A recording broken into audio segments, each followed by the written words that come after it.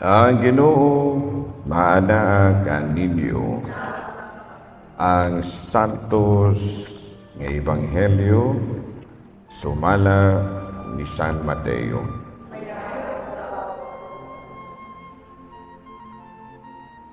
Misakay si Jesus sa usa ka sakayan ug mibalik pagtabok sa lanaw ug miabot sa lungsod niya. Ug may usa ka paralitiko nga naghigda sa duyan nga gihatod sa pipila ka tawo ngadto kaniya. Nakita ni Jesus ang kadako sa ilang pagsalig ug pagsalig kaniya ug miingon siya sa paralitiko, "Anak, ayaw kahadlok kay gipasaylo na ang imong mga sala." May pipila ka magtutudlo sa balaod nga nag-ingon, "Nagpasipala sa Dios kining tawhana."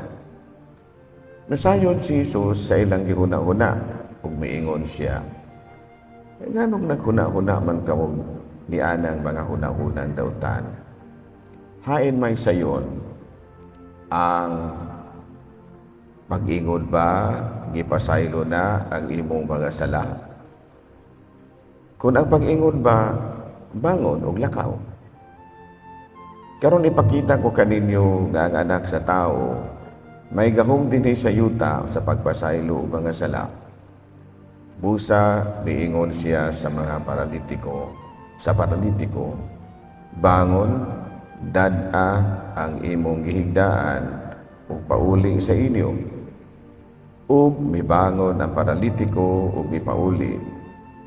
Sa pagkakita sa mga tao niini, nangahadlok sila. Gidayeg nila ang Dios tungod sa paghatag niya niining gahuma ngadto sa mga tao.